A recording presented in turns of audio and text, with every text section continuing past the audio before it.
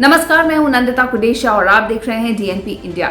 उत्तर प्रदेश विधानसभा चुनाव के लिए भारतीय जनता पार्टी और डॉक्टर संजय निषाद की निर्मल इंडिया शोषित हमारा अपना दल यानी कि निषाद पार्टी ने साथ मिलकर गठबंधन में चुनाव लड़ने का फैसला किया है। माना जा रहा है कि इस फैसले से यूपी की सियासी तस्वीर बदल सकती है। निषाद वोट बैंक किसी भी राजनीतिक दल की जीत या हार तय करने में निर्णायक भूमिका निभाता है और यही वजह है कि भाजपा, सपा समेत तमाम राजनीतिक दल निषादों की राजनीति करने वाले छोटे दलों को लुभाने में लगे रहते हैं।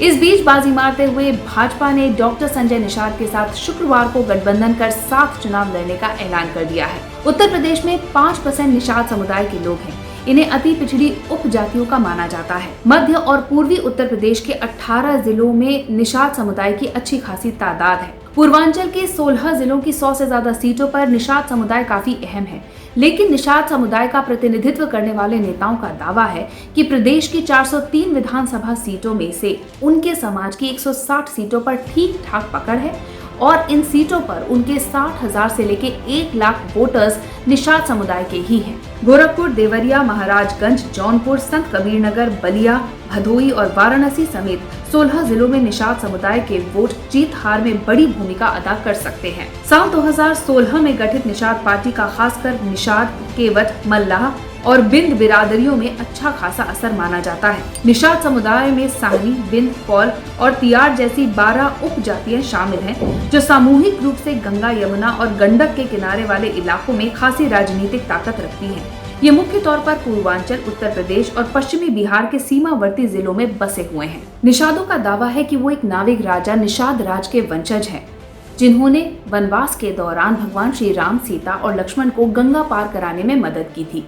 निषादों का ये भी कहना है कि उनकी यही वंशावली की स्थिति उनको हिंदू राजनीति में स्वाभाविक सहयोगी दल के तौर पर वशिष्ठ बनाती है। 2017 में मुख्यमंत्री बनने के बाद योगी आदित्यनाथ ने गोरखपुर लोकसभा सीट से इस्तीफा दे दिया। इसके बाद डॉक्टर संजय निषाद को समाजवादी पार्टी का साथ मिला और इसी के भरोसे वो अपने इंजीनियर बेटे प्रवीण निषाद को सांसद बनाने में कामयाब रहे। योगी के गढ़ में मिली इस हैरत अंगेज जीत ने इस पार्टी की बार्गेनिंग पावर को बढ़ा दिया। निषाद पार्टी की ताकत का अंदाजा इसी बात से लगाया जा सकता है कि साल 2016 में निषादों की लड़ाई लड़ने के लिए मैदान में उतरी ये पार्टी 1 साल के अंदर ही यानी साल 2017 के विधानसभा चुनावों में 2 सीटें जीत पाई। और इतना ही नहीं, विधानसभा चुनाव के दौरान इस पार्टी को 5.5 लाख के करीब वोट भी मिले। निषाद समुदाय अपने बड़े वोट बैंक के जरिए किसी भी बड़ी राजनीतिक पार्टी का कई सीटों पर खेल बिगाड़ सकता है और यही वजह है कि भाजपा हो, सपा या फिर कोई अन्य दल, सभी चाहते थे कि निषाद समुदाय उनके साथ रहे। बीजेपी ने 17 जुलाई को 5 सदस्यीय एक निषाद सेल बनाया था। इस सेल का काम था असेंबली इलेक्शन से पहले निषादों का सपोर्ट हासिल करना। समाजवादी पार्टी ने कुछ दिन पहले भोजपुरी फिल्मों की अभिनेत्री काजल निषाद को अपने साथ लेकर निषाद समुदाय को अपने साथ जोड़ने की कोशिश की है। अभी कुछ दिन पहले वाराणसी में मल्लाहों की नाव यात्रा भी निकाली गई।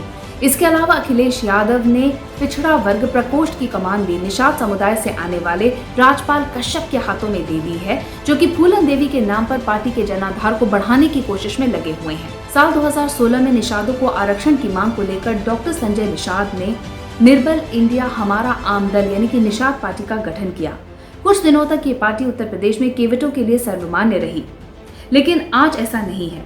वर्तमान में राष्ट्रीय महान गणतंत्र पार्टी, फूलन सेना, नवलोक पार्टी, निषाद सेना, राष्ट्रीय एकलव्य सेना, भारतीय मानव सेना पार्टी और सर्वदलीय निषाद केवल संघ जैसे संगठन निषादों के बीच अच्छी पैठ बना चुके हैं। निषादों की अहम भूमिका रखने वाली फूलन देवी के पति उपेंद्र कश्यप की देखरेख में गठित जलवंशी मोर्चा भी यूपी में आ चुका है। इन सब के साथ बिहार में राजनीति करने वाली पार्टियां, वीआईपी पार्टी और हम भी यूपी में अपना आमद दर्ज करवा चुके हैं। निषाद जातियों की राजनीति करने वाले सभी दल इस वक्त आरक्षण की मांग को लेकर आंदोलन कर रहे हैं। सभी की मांग है कि निषाद समुदाय की जातियों को अनुसूचित जाति की श्रेणी में शामिल किया जाए। इसमें कोई शक नहीं है कि हिंदी बेल्ट, खास तौर से उत्तर प्रदेश और बिहार में अति पिछड़ा वर्ग की सूची में आने वाले निषाद समुदाय का खास राजनीतिक महत्व है।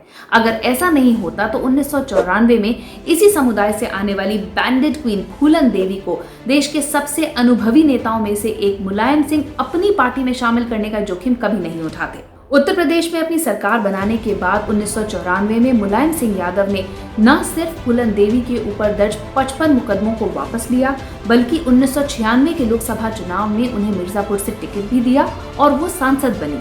फूलन देवी समाजवादी पार्टी से 2 बार सांसद बन चुकी हैं। साल 2001 में दिल्ली में जब उनकी हत्या हुई, उस वक्त भी वो समाजवादी पार्टी की सांसद ही थी।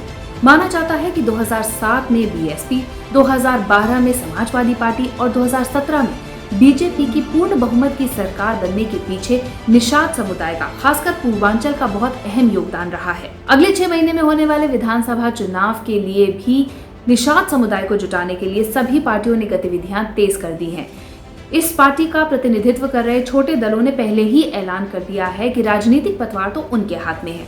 इस चुनौतीपूर्ण चुनाव में बड़ी पार्टियां कोई भी रिस्क लेने को तैयार नहीं है।